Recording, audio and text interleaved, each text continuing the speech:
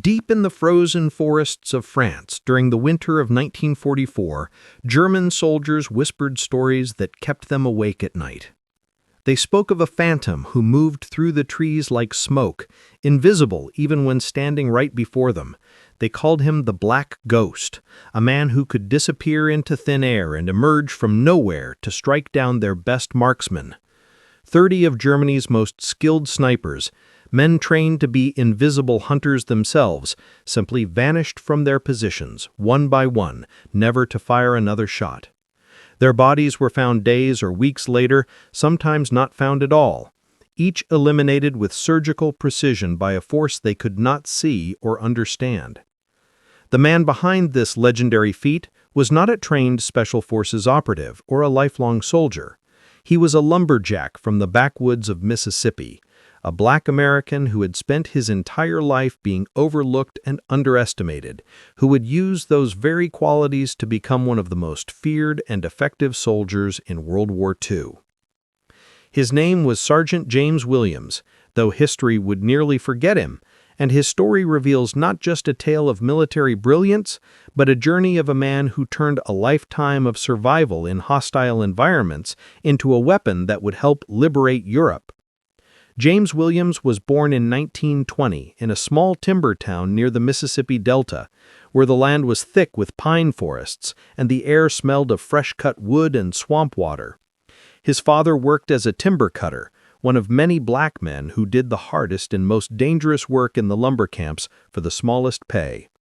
James grew up watching his father leave before dawn and return after dark, his hands scarred and bleeding, his back bent from hauling massive logs that white supervisors would barely acknowledge.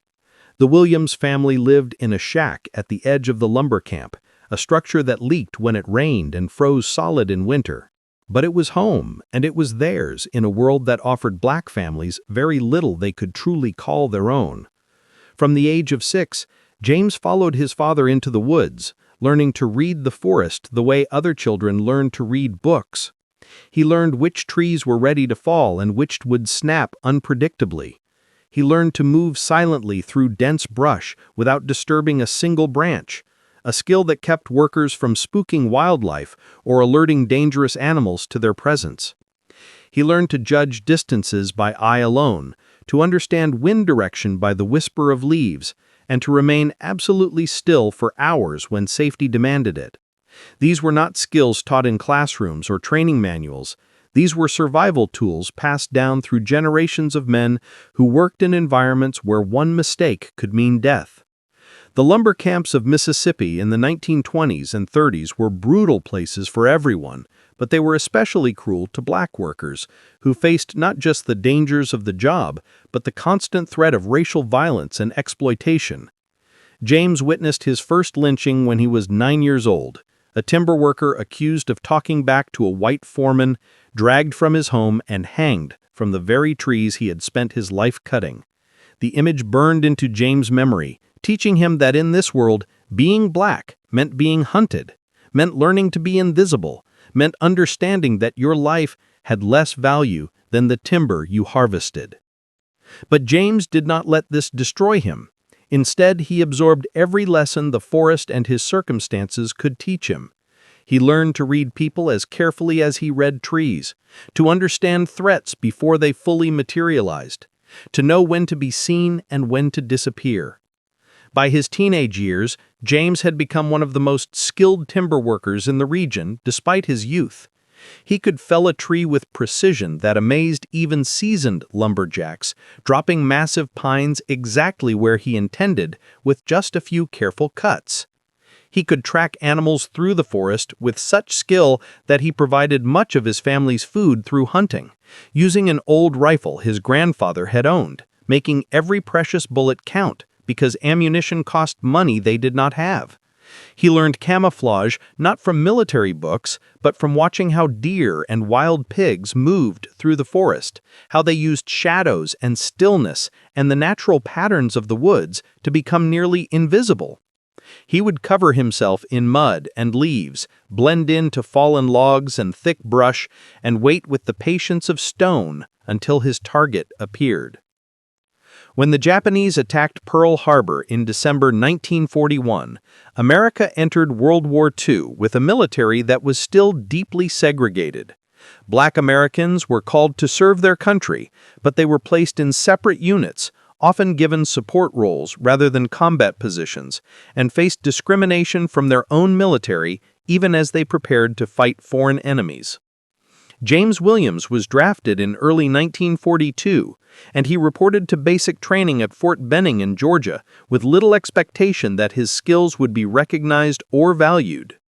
The military saw him as just another black recruit, someone to dig latrines, load supplies, and perform the labor that white soldiers considered beneath them. During basic training, James kept his head down and followed orders, but he couldn't help noticing how poorly most of the soldiers understood basic outdoor survival. These city boys and farm kids from flatlands had no concept of how to move silently, how to use natural cover, or how to observe without being observed. They crashed through training exercises like bulls in a china shop, announcing their presence to any enemy who might be listening.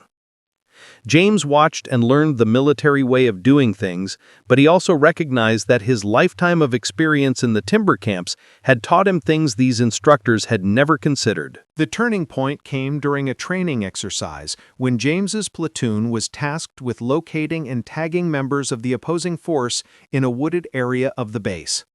Most soldiers approached the exercise like a game, running through the trees and calling out to each other, getting tagged out within minutes. James moved differently.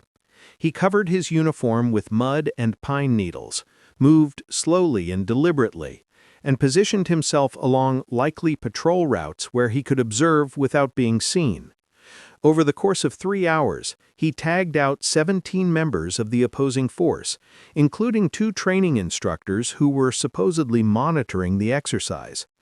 None of them saw him coming. None of them understood how he had gotten so close. When the exercise ended and James emerged from his concealment, the commanding officer conducting the training could not believe that one man had achieved what an entire platoon had failed to accomplish. The officer, a veteran of World War I who had fought in the Argonne Forest, recognized immediately that James possessed instinctive skills that most soldiers never developed even after years of combat experience. This officer, Captain Robert Morrison, was a rare man for his time, someone who believed that talent mattered more than skin color, and he made it his mission to ensure that James Williams would not be wasted digging ditches in some rare echelon unit. Captain Morrison pulled strings and called in favors to get James assigned to a specialized training program that was being developed for scouts and snipers, roles that the military had never officially allowed black soldiers to fill in combat positions. The program was controversial and experimental, part of a broader, though still limited, effort to utilize black soldiers more effectively as the war's demands for manpower grew desperate. James found himself in a training company with 24 other men, only 3 of whom were black, learning advanced techniques in marksmanship, reconnaissance, and stealth operations.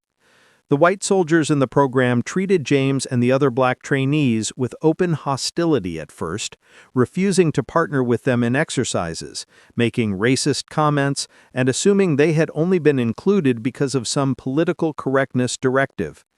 James let their words slide off him like rain off a pine tree. He had spent his whole life proving himself to people who did not want to see his worth, and he knew that actions would speak louder than any argument he could make with words.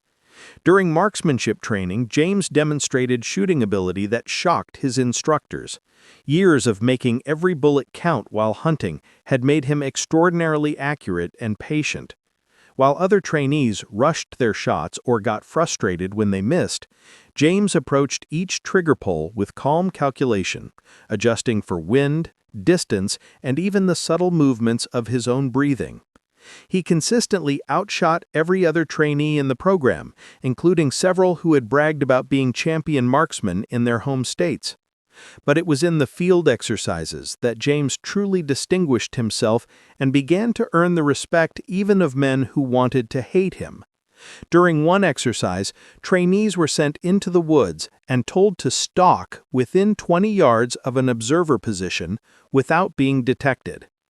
Most trainees were spotted within minutes.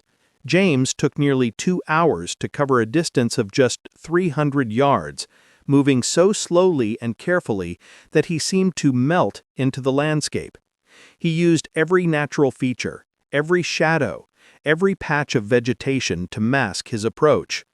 When he finally reached the 20-yard marker, the observers had not seen him, and when instructors called the exercise complete, James stood up less than 15 feet from the observation post. The observers jumped in genuine shock, and one of them later admitted he had been looking directly at James's position multiple times without seeing him. The white trainees who had mocked James earlier fell silent.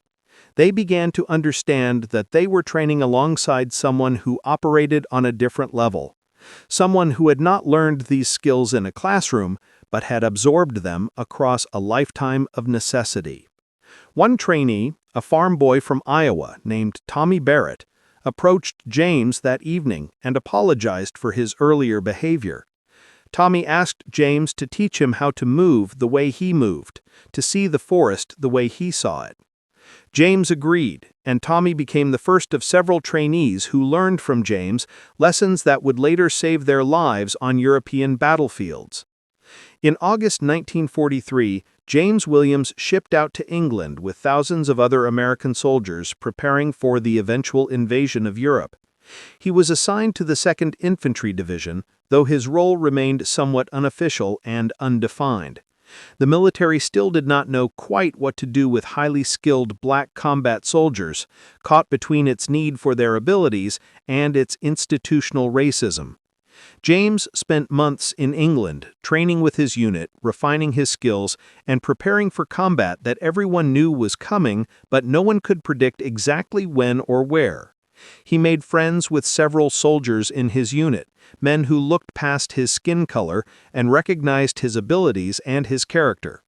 Among his closest friends was a Jewish soldier from Brooklyn named David Goldstein, who had faced his own share of prejudice and understood what it meant to be judged for what you were rather than who you were. David and James spent long evenings talking about their hopes for after the war, about the better world they believed they were fighting to create, a world where men would be judged by their actions and their hearts, rather than their religion or the color of their skin. When D-Day came on June 6, 1944, James landed on Omaha Beach in the second wave of attacks, wading through water stained red with the blood of the men who had gone before him. The beach was a nightmare of exploding shells, machine gun fire, and bodies scattered like broken dolls across the sand. James pushed forward with his unit, using every skill he possessed to find cover, to move when movement was possible, and to remain still when stillness meant survival. He helped pull wounded soldiers to safety, dragged men behind obstacles that provided temporary shelter from the murderous fire pouring down from German positions on the cliffs above. He watched friends die in front of him, boys from Iowa and Brooklyn and Mississippi, all bleeding the same red blood onto foreign sand. The horror of that day would stay with James forever, but so would the strange clarity that came with combat, the way all his training and all his life experience crystallized into pure instinct and action.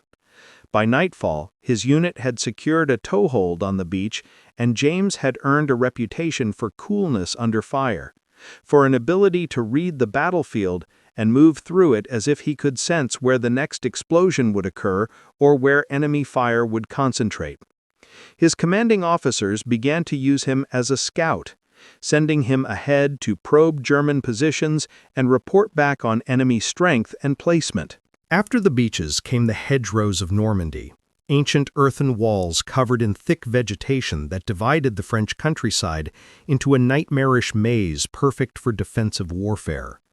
German forces used the hedgerows brilliantly, turning every field into a potential killing zone where hidden machine guns and snipers could massacre American soldiers who tried to advance. The fighting in the hedgerows was slow, brutal, and bloody, with units taking days to advance distances that should have taken hours. American forces were learning that European warfare was nothing like the training exercises back home, that the Germans were skilled, determined, and entrenched in positions they had months to prepare. Casualties mounted daily, and among the most feared and effective German weapons were their snipers, expert marksmen who could kill a man from hundreds of yards away, often without ever being seen. These snipers operated with near impunity, targeting officers and radio men, anyone who seemed important or who stood still too long. They created an atmosphere of fear where every moment in the open felt like death might arrive without warning from any direction. James Williams was assigned to help deal with the sniper problem after a particularly bad week, where his battalion lost 3 officers and a dozen other soldiers to unseen German marksmen. The traditional approach to enemy snipers was to call in artillery or airstrikes on suspected positions, but this was slow, expensive, and often ineffective because the snipers would move after taking their shots. James proposed a different approach. He would hunt the snipers the way he had hunted deer in Mississippi, by learning their patterns, anticipating their positions, and using patience and camouflage to get close enough to eliminate them before they knew he was there.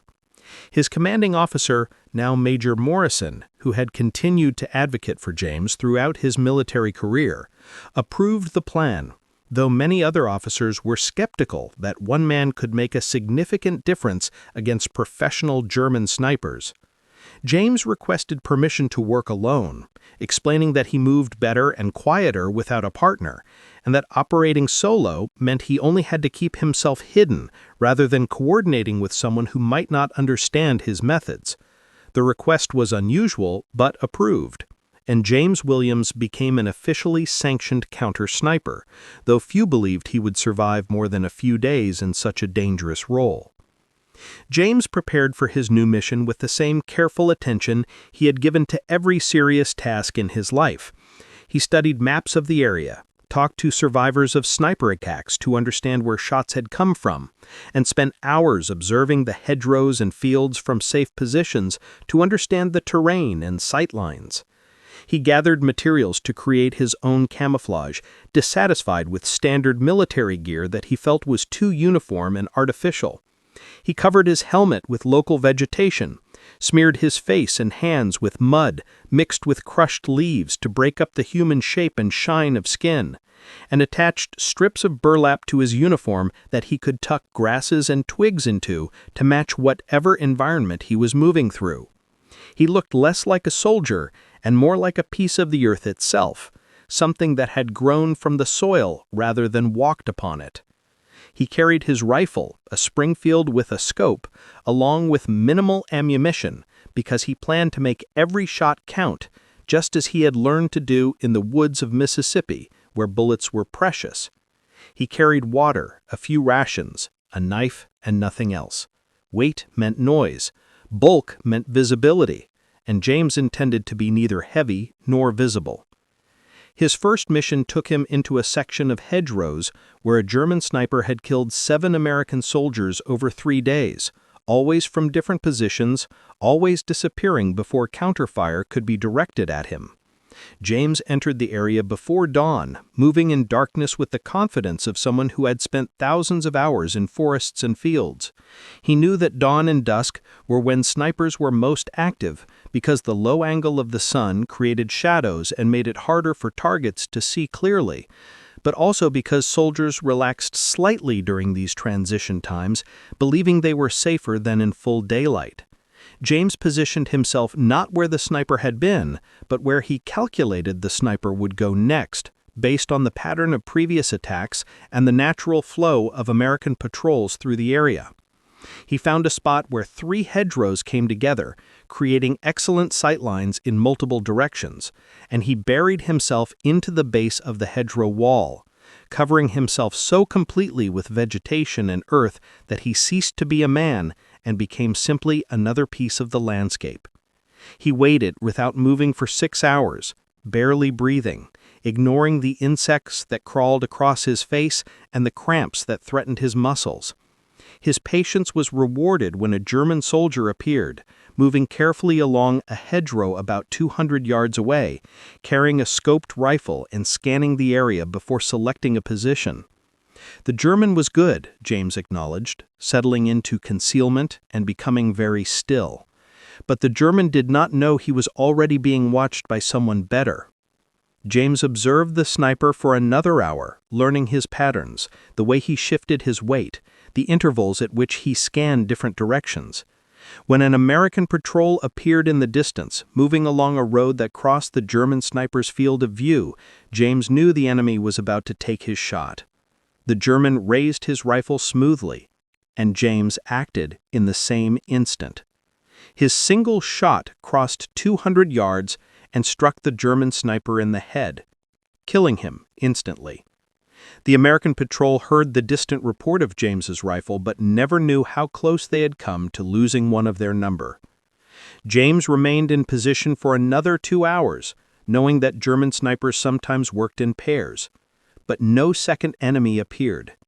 As darkness fell, James melted back out of the hedgerows and returned to American lines like a ghost returning to its grave.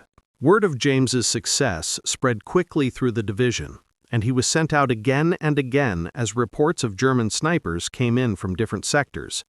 Each mission followed a similar pattern, but was never quite the same, because James adapted to every situation, every terrain, every enemy. He began to develop a deeper understanding of how the German snipers operated, learning that they worked in small teams that coordinated with local infantry, that they often used the same general areas repeatedly because truly good sniper positions were rare, and that they were most vulnerable during their approach to and withdrawal from their firing positions rather than when they were actually hidden and shooting. James started positioning himself not at the obvious sniper locations, but along the routes that snipers would use to reach those locations, ambushing the ambushers before they could get set up. He eliminated 4 more German snipers in 2 weeks using these tactics, each one killed with a single shot, each one never knowing James was there until the bullet arrived. But James's most innovative tactic came from his lumberjack background and his understanding of how to truly become invisible. In the forests of Mississippi, James had learned that the human mind expects to see certain things in certain places, and that by violating those expectations subtly, you could hide in plain sight.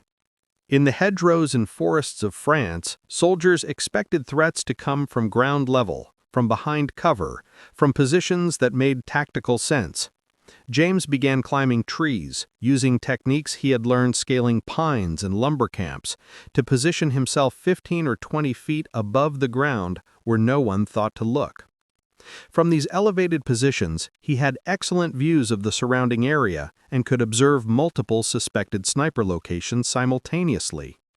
The German snipers, no matter how skilled, operated with the same ground-level mindset as everyone else, and they never thought to look up into the branches above them.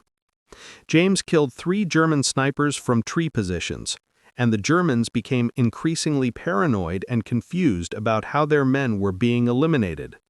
They could not understand how an enemy could get close enough to their snipers to kill them without being detected, without leaving tracks or evidence of approach routes. As summer turned to fall, and then to the brutal winter of 1944, the Allied advance pushed deeper into France and toward the German border. The fighting remained intense, but the nature of the combat changed as more mobile warfare replaced the static hedgerow battles. James continued his work as a counter-sniper, but his missions evolved to include broader reconnaissance and intelligence gathering. He would go out alone for days at a time, moving through German-held territory, observing troop movements, identifying defensive positions, and occasionally eliminating high-value targets when opportunities presented themselves. His commanding officers learned to trust his reports completely because James never exaggerated or guessed. When he said there was a German machine gun position at a particular location, it was there. When he reported enemy strength and disposition, it was accurate. His intelligence saved countless American lives by allowing attacks to be properly planned with full knowledge of what opposition would be encountered. During this period, James had numerous close calls that tested every skill he possessed. Once, he was caught in the open when a German patrol appeared unexpectedly from a direction he had not anticipated. Rather than run, which would have given away his position immediately, James dropped flat in a shell crater and covered himself with mud and the bodies of dead soldiers who had fallen there days before. The German patrol walked within feet of him, and one soldier actually stepped on James's leg, but covered in filth and gore and lying absolutely still, James was invisible to men who saw only the horror and death they expected to see in such a place. After the patrol passed, James remained motionless for another hour in case they doubled back, lying among the dead and fighting the urge to vomit from the smell and the psychological weight of what he was doing. When he finally moved, he cleaned himself in a stream and continued his mission, but the experience haunted him, another layer of trauma added to the accumulated horrors of war. Another time, James was stalking a German sniper who had killed a friend of his. The Jewish soldier, David Goldstein, shot through the throat while trying to help a wounded comrade. James tracked this particular German with personal intensity, studying every kill the sniper made, learning his patterns with obsessive focus. It took James 9 days to find and eliminate this enemy. 9 days of patient hunting that ended when James caught the German sniper in the open during his withdrawal from a shooting position. James took his shot from nearly 400 yards, a distance at which most marksmen would struggle to hit a man-sized target, but James's bullet flew true, and the German fell. James felt no satisfaction in the kill, only a numbed acknowledgement that his friend had been avenged, and this particular killer would take no more American lives. He took the German sniper's rifle as a trophy not out of pride, but as a reminder of what this war cost and why it mattered. In December 1944, Germany launched a massive surprise offensive through the Ardennes forest, the attack that would become known as the Battle of the Bulge. American forces were caught off guard, and in the opening days of the offensive, entire units were surrounded, destroyed, or forced to retreat in chaos. James's division was rushed to the Ardennes to help contain the German breakthrough, and he found himself operating in winter conditions more severe than anything he had experienced. The forests were deep with snow, temperatures dropped far below freezing, and soldiers on both sides struggled simply to survive the elements, even as they tried to kill each other. During the Battle of the Bulge, James conducted some of his most dangerous and important missions.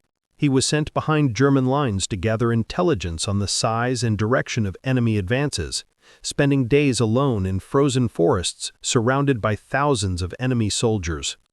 He witnessed German tank columns moving through mountain passes, counted artillery pieces being positioned for bombardment, and observed supply lines that indicated where the German offensive was headed.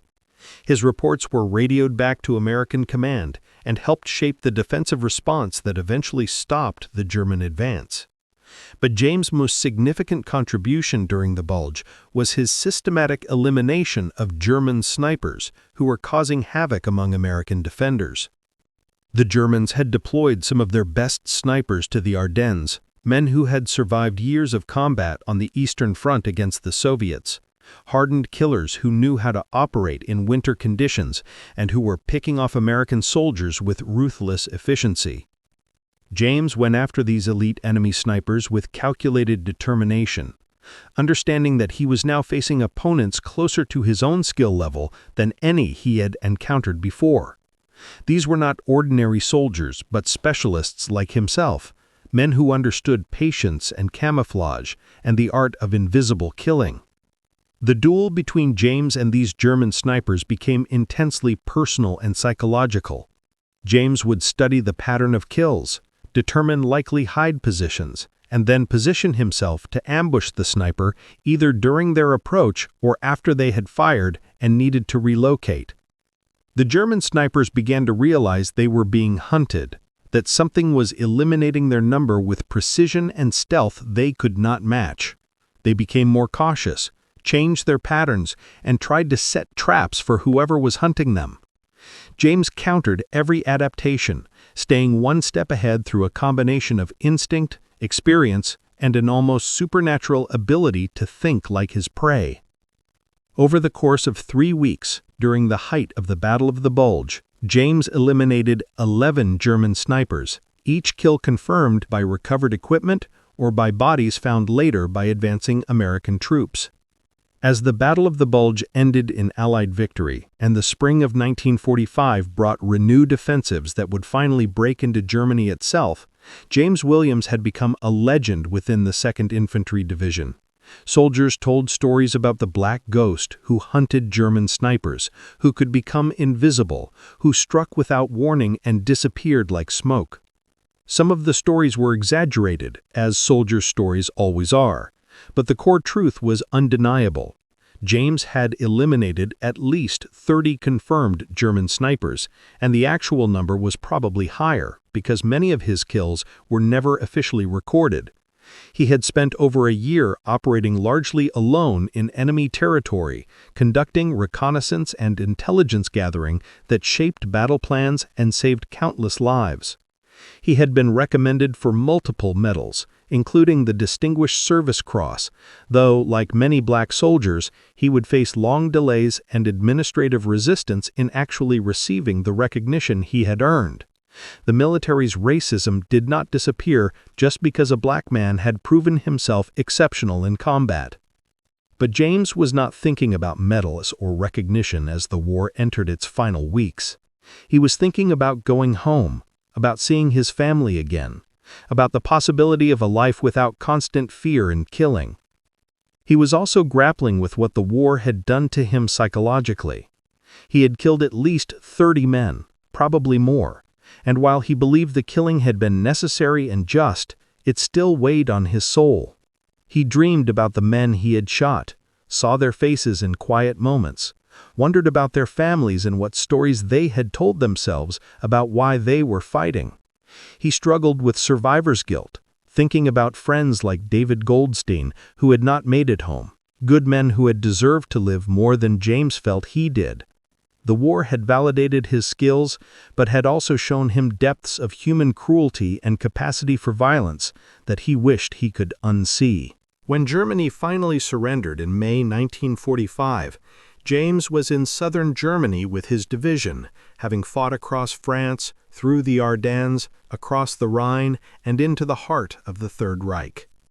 He witnessed the liberation of a concentration camp, seeing firsthand the industrial scale of the Nazi genocide, the mountains of emaciated bodies, and the walking skeletons of survivors who looked at their liberators with eyes that had seen hell itself. The experience shook James to his core and gave him a new understanding of what the war had truly been about, why it had mattered beyond national interests or military strategy. This was good versus evil in its most literal and stark form, and James understood that despite all the contradictions and hypocrisies of fighting for freedom in a segregated army, the cause had been righteous and necessary. James Williams returned to the United States in August 1945, landing in New York Harbor with thousands of other victorious soldiers, greeted by cheering crowds and ticker-tape parades. But the celebration was not for him and men who looked like him. Black soldiers were separated from white soldiers, given less prominent places in victory celebrations, and quickly reminded that whatever they had done overseas, they were still second-class citizens at home.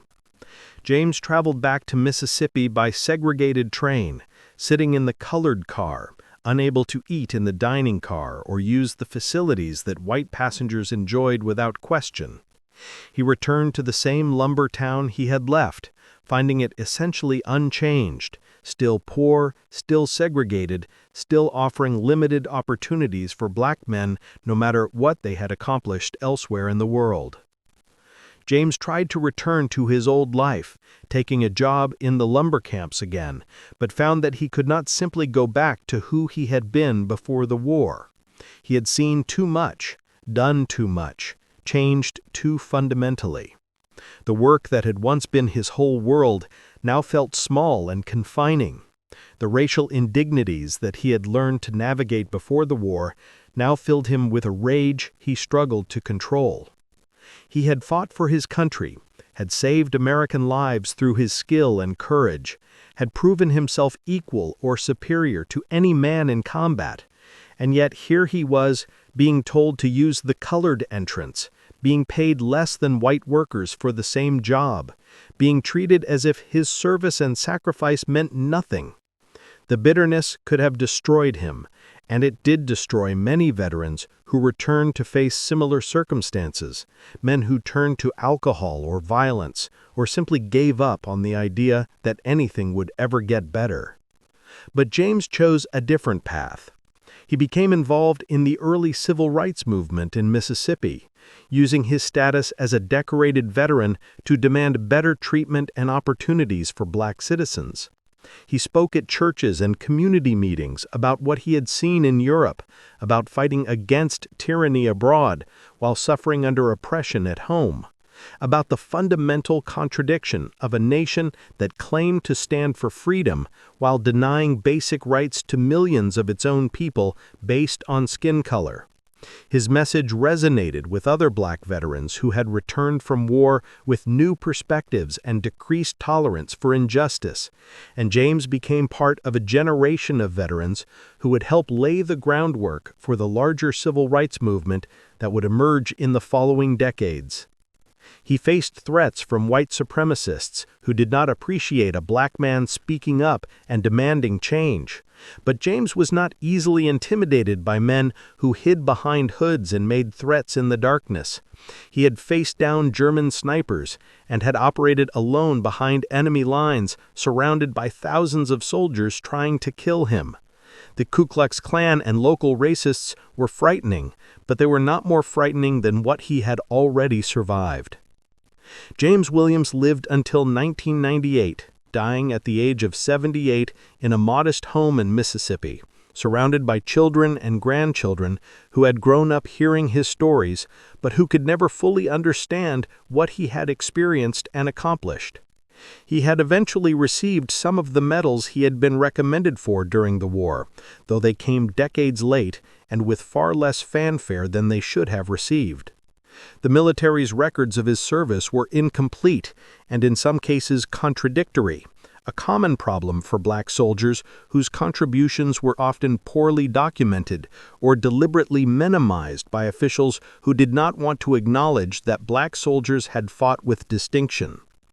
For many years, James's story was known only within his family and among the veterans who had served with him, a small circle of people who understood what he had done, but who had no power to ensure that history would remember.